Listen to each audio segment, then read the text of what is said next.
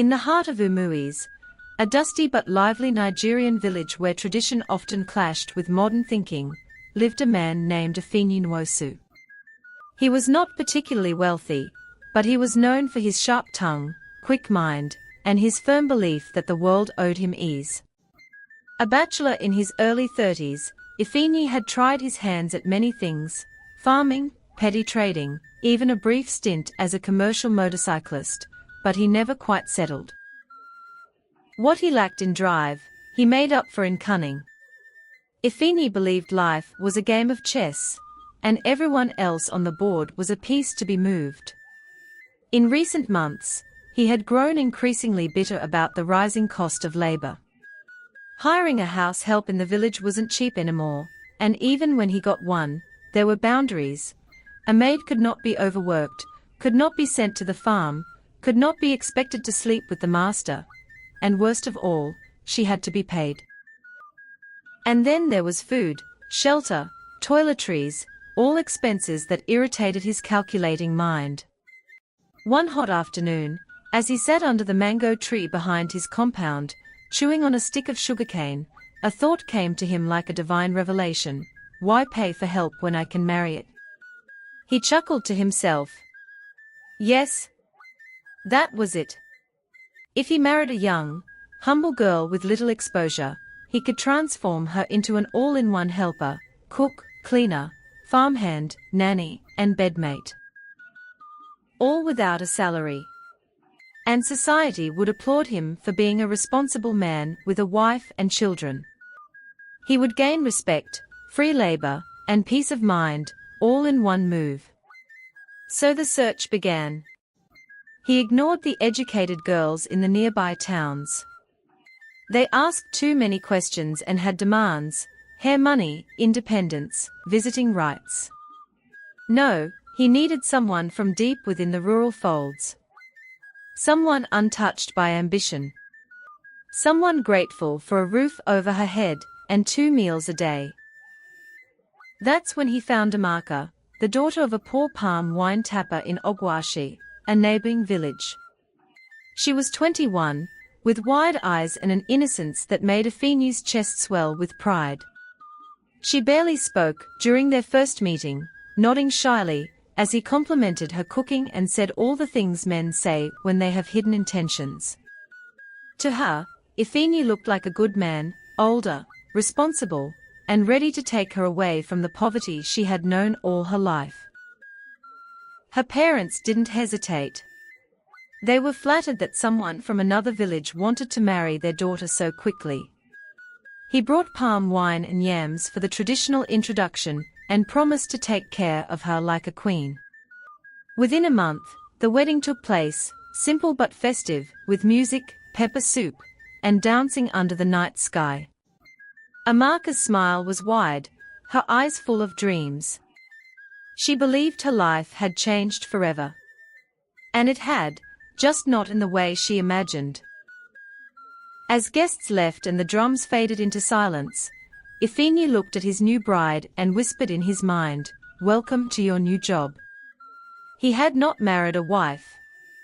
He had hired a permanent, unpaid, advance house help, and he was proud of himself. But what Ifeanyi didn't know, what he couldn't have foreseen, was that no human being can carry a burden forever. Even the most naive soul eventually wakes up. And the day Amaka would awaken would be the beginning of his downfall. The first week after the wedding was peaceful, deceptively so. Amaka, glowing in her new role as a wife, woke early each morning to sweep the compound, make hot pap for her husband, and fetch water from the stream. She was still smiling then, still full of excitement, still in the honeymoon phase of what she thought would be a life of love and support. But by the second week, the mask began to slip. From the moment the last wedding guest left Ifeanyi's compound, the change was swift. Her husband transformed from the charming suitor, who praised her cooking and shy laughter, to a cold taskmaster, with eyes that constantly scanned for what hadn't been done. "I thought you said you know how to cook soup well. Is this what your mother taught you?" Ifeanyi snapped one evening, spitting out a mouthful of egusi soup. Amaka's face fell. "Sorry, I'll do better." The next day, she was sent to the farm, alone. She had never worked that kind of land before, but Ifeanyi insisted. "My mama used to farm till her hands bleed. You say you be woman, this one NA training." At first, Amaka believed what she was experiencing was normal. After all, didn't her mother once say, "Marriage no be sugarcane"? She held on to that voice as she adjusted to her new life, convincing herself that things would get better with time. But time, instead of softening the blows, only exposed more cracks. "Why is my bathing water not ready by 5 a.m.? You haven't you gone the farm? You want to eat free food and not work. Wash my clothes this evening, and don't forget to boil water for my bath. Better learn fast, Amaka. This house is not for a lazy woman." These words became her daily anthem. Praise turned to command. Requests became orders. The house she once admired now felt like a prison built with culture and control. Amaka would rise before the cock crowed. She swept the compound, boiled hot water for Ifeanyi's bath, and cooked yam or pap for his breakfast. She carried buckets to the stream, sometimes with a baby strapped to her back. She washed clothes with sore fingers and cleaned the pit latrine behind the house. When the sun reached its peak, she was already in the farm, bending and weeding while her infant cried in a wrapper tied to a nearby tree. She returned home exhausted, her wrapper soaked in sweat and dust, only to find Ifeanyi sprawled under the mango tree, sipping cold zobo, and shouting at the neighbors' children for being too loud. If she dared sit before cooking dinner, he would bark, "Na rest you day rest. Me we go marry you make I begin cook." And if the food tasted slightly different, she would be scolded, ridiculed, even denied conversation for days. She had no voice in the house. No decision was hers to make. Her opinions were dismissed before she could finish a sentence. The only time her body was valued was at night, when Ifeanyi needed to satisfy himself. Consent was never part of the conversation. And so, days rolled into weeks. Weeks into months. Her dreams faded. She forgot the songs she used to sing while pounding yam with her mother. She stopped drawing flowers in the sand with her toes. Her laughter disappeared. Her back bent more than it should have for a woman her age. Her eyes sank deeper into her face. Her voice, once soft and playful, became flat, almost robotic. But Ifeanyi didn't care. As far as he was concerned, everything was working perfectly. His house was clean, his food was hot, his farm was growing, and he wasn't paying a dime for labor. To him, Amaka was fulfilling her purpose. At night, when Amaka lay beside him on their raffia mat, her eyes would stay wide open, staring at the zinc roof above. Her mind wandered. Is this marriage? Is this love? But every time she tried to question it, she reminded herself that she had nowhere else to go. Then came the children, 2 boys, born in quick succession. Amaka loved them with all her heart, but their births only deepened her suffering. With no support, she worked through pregnancy and nursed them while still tending to Ifeanyi's endless demands. Even when she gave birth to their first son, Ifeanyi showed little concern. She had labored for hours in pain, and when she returned from the health center cradling the infant, he had simply said, "Make sure you boil hot water. And remember, say you still go farm next week." No time to slack. Motherhood became another weight, not a joy. She breastfed while peeling cassava. She hushed a crying child while scrubbing the floors. She tied her son to her back while planting maize.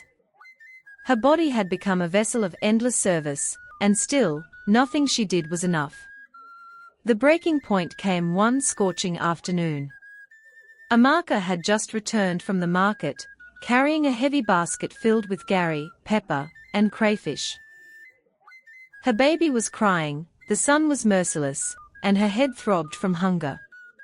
As she stepped into the compound, she stumbled and fell. The basket flew from her head. Pepper scattered across the dust. Her child hit the ground with a loud cry. Ifeanyi, who had been napping under the mango tree, rushed over, not to help, but to yell. "Are you mad? You want to kill the child? Look how you dare disgrace me for this compound." The neighbors heard everything. The crying child. The insults. The silence that followed. Amaka said nothing. She stood up slowly, dusted her knees, picked up the baby, and walked into the house without a word. But something had cracked inside her. That night, as the moonlight filtered through the raffia windows, she lay awake. Her baby suckled quietly at her breast, and tears rolled down her cheeks. But these were not tears of helplessness. They were tears of clarity. She had given her all. Her body, her youth, her strength, her voice. And in return, she had been treated as a slave wearing a wedding ring. That night, Amaka did something she hadn't done in years. She picked up a pen and wrote in an old notebook her mother gave her on her wedding day. She began to write down her thoughts, her pain, her exhaustion. The next day, she asked a woman at the market to teach her how to use a mobile phone. She began to save small change from her market errands. She started buying and reselling little things. Vegetables, wrappers, groundnut oil, secretly. Slowly, carefully, she began to build a world outside the one she was trapped in. And with each small act, Amaka began to return to herself. She wasn't ready to leave yet. But the fire had been lit. The girl who once obeyed without question was now watching, learning, planning. Because the day was coming. The day she would walk away, and never look back. By the time Amaka finally walked out of Ifeanyi's compound, the village was already whispering. No woman from Umuis had ever left her husband with her head held high, 2 children in tow, and no begging or wailing. But Amaka didn't cry. She didn't explain. She didn't threaten. She simply left, quietly, one early morning, while the cock was still stretching its neck to crow. She had endured 5 years of servitude disguised as marriage, and now, her back broken, but her spirit mended, she was ready to begin again. She left the children with their father. Not because she didn't love them, but because she needed to survive first. She promised herself she would return for them one day, when she had the strength and the means to protect them fully. Ifeanyi woke up that morning and found the house empty. No hot water. No breakfast. No neatly folded clothes. Just silence. He panicked, briefly. Then he laughed. She will come back. When she gets hungry and no one to feed her, she will have sense and return. But Amaka never returned. Weeks turned into months, and reality began to bite. Ifeanyi, the man who thought he had hacked the system by marrying a forever maid, now had to cook his own food, wash the children's clothes, bathe them, sweep the compound, and go to the farm, all by himself. He tried to manage, but frustration became his companion. The children cried more often now, always asking for their mother. One of them fell ill, and the herbal remedy he tried didn't work. He spent 2 days wandering from neighbor to neighbor, begging for help. It was then that a familiar thought returned to him: why suffer like this when I can just get another wife? So, he repeated the cycle. This time, he didn't go too far. He married Chisholm, a 23-year-old orphan, who had been living with her aunt in the nearby village of Iberium. She was fair-skinned, curvy, soft-spoken, everything Ifeanyi wanted in a helper he could parade as a wife. He promised her a peaceful home. "You will not suffer. My last wife just did not respect me enough," he lied. He praised her beauty, gave her a small wrapper, bought her perfume and slippers from the local market. "You will be the madam of this house." Chisholm, lonely and eager to escape her aunt's harsh house, agreed without much hesitation. The first month was sweet. Ifeanyi made an effort to play the doting husband. He even boiled water once and helped her carry firewood from the bush. Chisholm began to believe she had lucked out. But like with Amaka, the act didn't last. By the second month, the commands resumed. The tone sharpened. "You sleep too much. My former wife was not lazy like this. You think this is your mama house? Na, so you go day carry face. I day feed you oh." It didn't take long before Chisholm was broken into the role he had designed for her: housemaid, nanny, cleaner, farmhand. And like before, Ifeanyi was proud of himself. Second chance don balance. No woman go show me shege. But there was one problem: Chisholm hated the children. To her, they were reminders that she was the second option. She resented how they cried for mummy and refused to bond with her. She fed them late, insulted them openly, slapped them when Ifeanyi wasn't looking, and told them, "Your mother left you because you were a burden to her." The children suffered in silence. One day, the older boy, Ebuka, fell sick. He had been coughing for days, and Chisholm, frustrated, refused to take him to the health center. "I am not a nurse. Let the father come take the to the hospital himself." When Ifeanyi returned from the farm and saw the child's weak body shivering on the mat, his anger rose. "Why did you not care for him or tell me my child was sick?" he barked. Chisholm, hands on her waist, replied, "It's your child. If your child die, you go bury him with your own hand." That was the first time he raised his hand to slap her. And that was the beginning of the war. Chisholm didn't cry. She didn't beg. She fought back, violently. She insulted his ancestors, packed her things, and left. But not before smashing his only radio and pouring palm oil on his Sunday clothes. The village was thrown into gossip once again. "Na so. Another wife gone again. Ifeanyi likes wile women into his house as wives and run as slave. Wicked man," the villagers would mutter. That same week, as Ifeanyi sat outside, fuming and muttering curses, a car pulled up to his compound. The doors opened, and to his utter shock, Amaka stepped out. But this was not the Amaka he knew. She wore a neat Ankara gown, her hair done in braids. She had earrings, clean sandals, and a confidence that struck fear into Ifeanyi's bones. She didn't come alone. There was a driver, a woman in corporate trousers, and two boys standing beside them. They were his sons. "I came for my children," Amaka said calmly. "I heard what your new helper wife did to them." Before Ifeanyi could open his mouth, the woman beside her spoke. "My name is Barrister Adeobi. Any resistance to handover of these children will be considered endangerment. We can involve the police if necessary." The neighbors came out, whispering. "This woman is a barrister now. Ifeanyi don't enter." There was nothing Ifeanyi could do. He stood there, frozen, as the boys ran to their mother, clinging to her wrapper like life itself. Ifeanyi begged and pleaded. He went on his knee. He ran to his neighbors to plead with his Amaka, but no one intervened. As the car pulled away, dust rising into the air, he felt something heavy inside him collapse. He had lost Amaka. He had lost Chisholm. He had lost his sons. He had lost the one thing he thought he had mastered, control.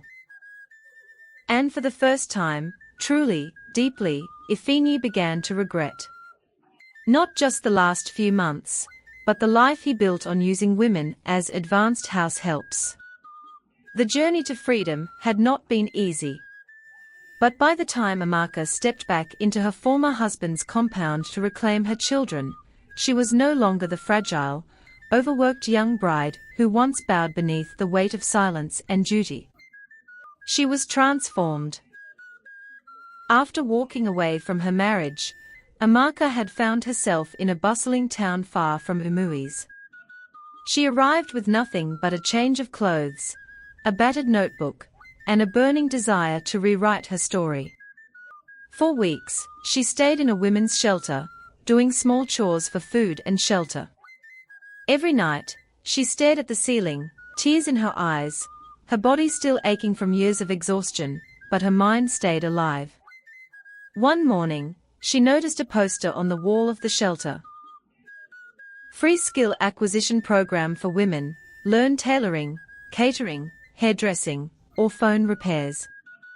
That was the day Amaka's comeback began. She enrolled in the tailoring class and devoted herself completely. She learned how to measure, cut, stitch, design, and even market her work. She took notes, practiced late into the night, and worked without complaint. Her instructor, impressed by her dedication, introduced her to a local fashion designer who needed an apprentice. Amaka joined the team, sewing during the day, learning business principles at night, and saving every naira she earned. Within 2 years, she launched her own modest fashion brand, Amaka Signature. Her designs, known for their elegant cuts and bold colors, began to spread by word of mouth. She started dressing women for weddings, naming ceremonies, and even public officials. Eventually, a women's empowerment organization featured her in an online documentary. Her story of survival and reinvention went viral. Support came pouring in, donations, mentorship, and eventually, investors. She used the capital to open a boutique and fashion school that trained other women who had escaped abusive homes and exploitative marriages. She paid her success forward, not just with words, but with action. But through it all, she never forgot her sons. She hired a private investigator to check on them periodically. When she learned they were being mistreated by their stepmother and neglected by Ifeanyi, it broke her heart. But she waited. She wanted to return not as a broken mother, but as a strong, capable woman ready to fight for her children and provide them with the life they deserved. That moment finally came. With a lawyer by her side and legal custody granted by the court, Amaka arrived to take her sons home. The reunion was both painful and beautiful. The children had grown, but the moment they saw her, they ran into her arms without hesitation. Tears flowed freely, from mother and sons alike. Amaka didn't look back as the car drove away. Her boys were beside her, a new chapter awaiting them. Back in the city, she enrolled them in good schools and ensured they received counseling and care. She taught them self-worth, responsibility, and most importantly, respect for women. In the quiet moments before dawn, when she sat alone with a cup of tea, Amaka often reflected on how far she had come. She didn't consider herself a victim anymore. She was not just a survivor, she was a builder, a leader, and a mother reborn. She didn't need revenge. Her success was enough. But life has a way of circling back, and word of her accomplishments eventually reached Ifeanyi. He was stunned. The woman he had once dismissed as weak and naive was now being interviewed on national television. She was giving speeches at women's conferences. People mentioned her name with admiration and awe. And now she had taken back her children, legally, powerfully, publicly. That was when regret fully settled in Ifeanyi's bones. Not just for losing Amaka, but for never recognizing her worth in the first place. He had reduced her to a tool, and in doing so, had lost a queen. Amaka, however, was too busy building legacies to dwell on the past. She had risen. And she had taken others with her. What Ifeanyi had once called a house help in disguise, the world now called a success story. The compound was quiet now. The laughter of children had faded. The hum of a second wife preparing dinner, gone. No pots clanging. No footsteps. No warmth. Just silence. Ifeanyi sat alone, slouched on the old wooden bench outside his house, staring into nothing. The same bench where he once barked orders at his wives, where he sat proudly while neighbors hailed him as a real man who kept his household in line. Now, even the neighbors had gone quiet, their curiosity worn out. The gossip had run its course. The village had moved on. But he hadn't. The house looked smaller now, emptier. The paint had begun to peel. The zinc roof leaked during the rains. The backyard garden had withered. The goats no longer bleated. The compound that once bustled with activity now echoed with memories. Ifeanyi thought back to when it all began, when he made the decision to marry, not for love or partnership, but for labor. He never sought a true companion. He wanted a live-in servant with no wages, one who could cook, clean, farm, raise his children, and stroke his ego. He called it marriage. But it was a transaction, a system designed to benefit only him. He thought himself clever, until the very tools he tried to use found their voices. First Amaka, the beautiful village girl with quiet eyes and strong hands. She had done everything he asked and more. She had endured hardship without complaint, until her body broke, and her spirit awakened. Now she was on billboards, her name on the lips of powerful people, her sons back in her arms, and her past left behind. Then Chisholm, the second helper. She had come with hopes and left with anger. She hadn't even glanced back. Her parting words still haunted him. I was not born to suffer for any man. Ifeanyi let out a heavy sigh. Regret sat on his chest like a boulder. But this was not the kind of regret that led to change. It was the kind that came too late.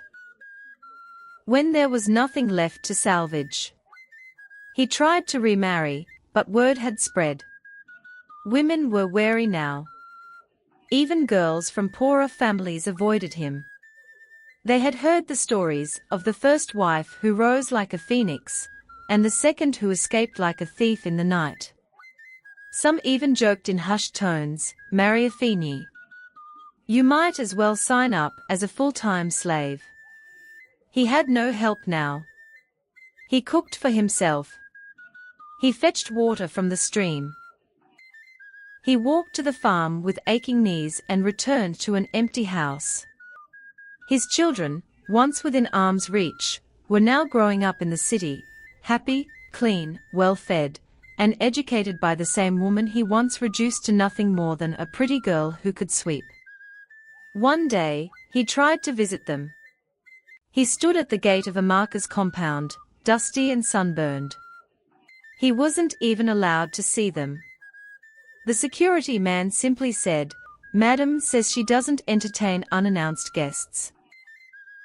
If you want to see the children, send a letter through her lawyer." Her lawyer? That word tasted bitter in his mouth. He walked home in silence. Now, each day melted into the next. Time passed slowly. The harm he had done, the opportunities he squandered, the love he never gave, the respect he never offered, it all circled his mind like a curse. And no amount of denial could undo what was done. Ifeanyi was alone. Not because the women were wicked. Not because fate was cruel. But because he tried to build a life on control instead of care, and on silence instead of support. He had turned his wives into advanced house helps, and lived to regret it. Now, there was only the sound of crickets, the ticking of his regrets, and the empty space where his family should have been.